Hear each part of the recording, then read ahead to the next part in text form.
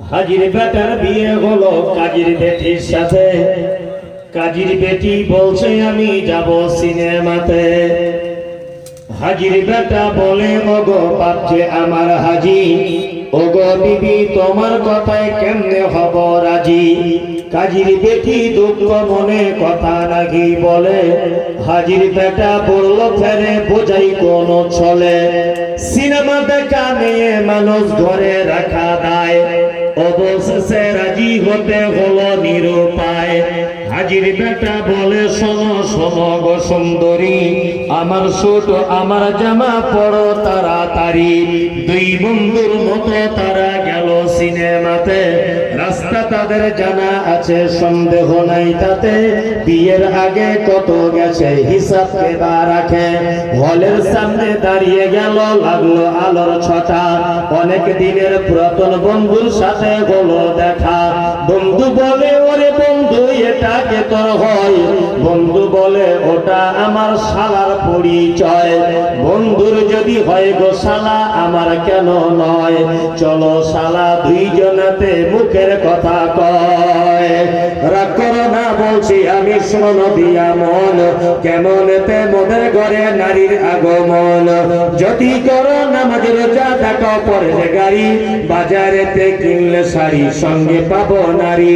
আসল নারী মা বাবা এলো দুনিয়াতে, ওই নারী হতে এত নারী হিসাব কে বা রাখে।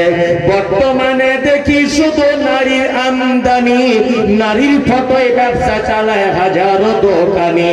মৌলবীয় মাওলানার হাজি গাজী ভাই, বর্তমানে নারীর হাতে বাঁচার উপায় নাই।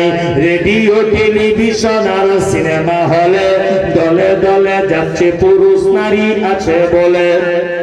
দেশালাইটা হাতে নিয়ে ঠুকতে যাব কাঠি, ঠোকার আগে তার উপরে আছে নারীর পাটি। নববর্ষের দিনে দেখো হাজার দোকানদার, নারী মার্কা ফটো দিয়ে দিচ্ছে ক্যালেন্ডার। বাজারেতে চা বিস্কুট আনবে সবাই কিনে, সেটাই দেখো নারীর ফটো বিস্কুটের ওই টিনে। আলকাতরা টিনে দেখো নারীর ফটো আছে, আলকাতরা টিনে দেখো নারীর ফটো আছে। বেশি দামে আলকাতরা বিক্রি হবে বলে নিজের টাকায় সাবান কিনে ময়লা দৌড় করে। ময়লা দৌড় যেমন তেমন নারীর ফেরে পড়ে।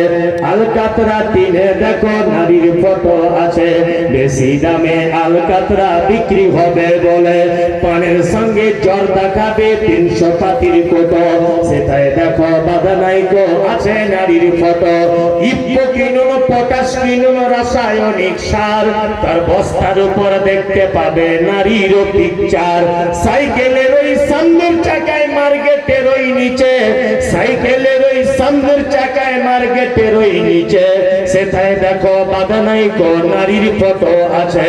তোর বউকে যায় না দেখা যায় না রাস্তাঘাটে, এই বউকে দেখবে সবাই ভোটের তালিকাতে।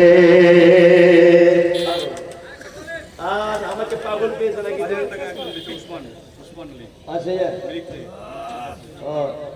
একজন 5,000 টাকা দিয়েছে, একজন 500, আর একজন 2,000। আপনার চলে যান ভাই দয়া করে।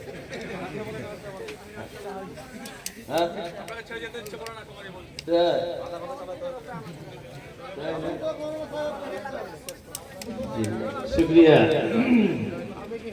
যাওয়া যায় না, হারাম কো সারাদিন টানছে। শুধু মেয়ে অবলা জাতগুলো তোমার কাছে আছে। চালাক যদি হতো না তোমার কোমরে লাত দিয়ে চলে যেত বাপের ঘরে। তাছাড়া বিড়ির মতো গন্ধ জিনিস তার পাশে শুয়ে সে সহ্য করে। আর আমাদের মেয়েদেরকেও বলি মায়ের আপনাদেরও দোষ আছে খালা।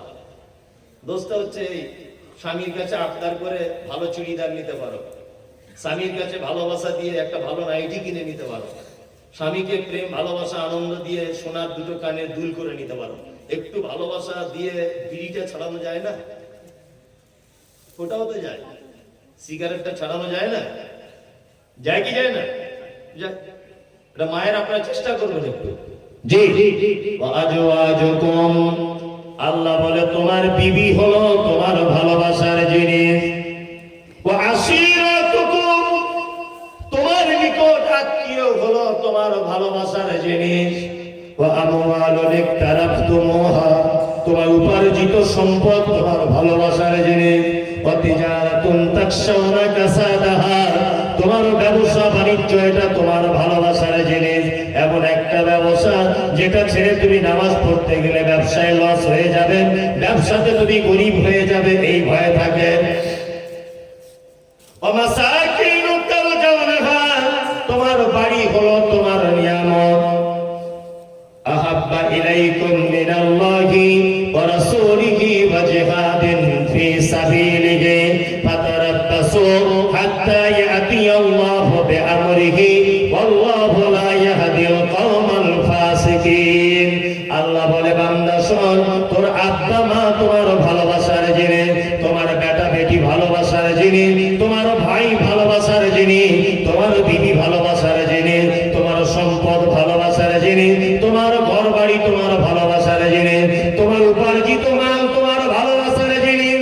আল্লাহ বলে ফাতারাব্বাসু আহাব্বা ইলাইকুম মিনাল্লাহি ওয়া রাসূলিহি ওয়া জিহাদিন ফি সাবিলিহি।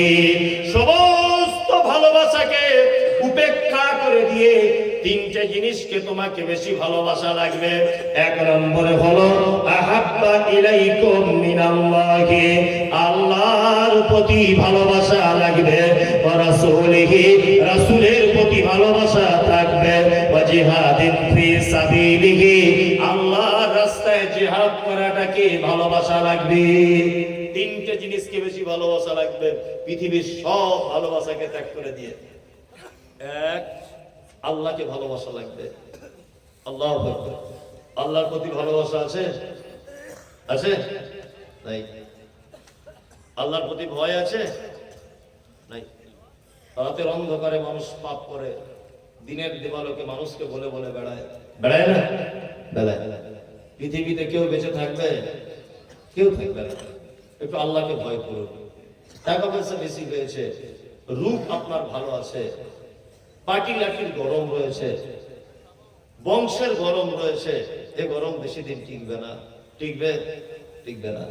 মিঠুন চক্রবর্তী নাম শুনেছেন?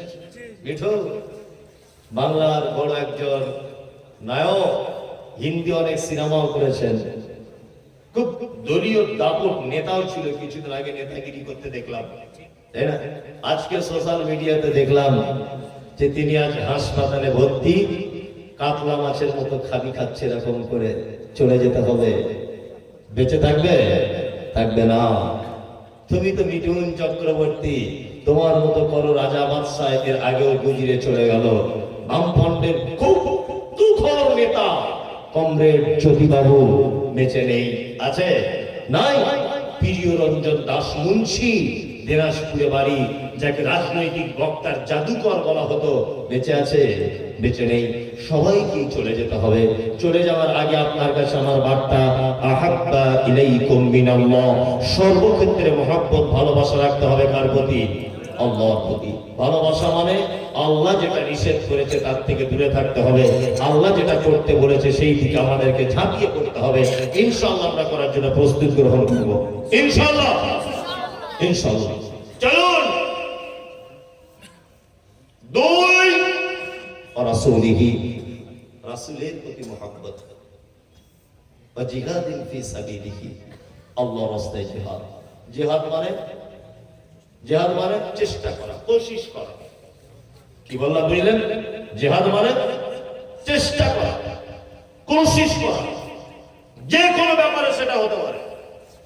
জিহাদের ব্যাখ্যা যারা দিচ্ছে, জিহাদ মানে হচ্ছে এখন এখান থেকে তলোয়ার নিয়ে ফিলিস্তিনে চলো, ফিলিস্তিনি মুজাহিদদের সঙ্গে এক জায়গায় হয়ে ইসরায়েলের ইহুদিদেরকে মেরে কচুকাটা করে দিই। এই যে বাংলাদেশের একজন আছে, যত ভণ্ডামি সব বাংলাদেশে, যত ভণ্ডামি।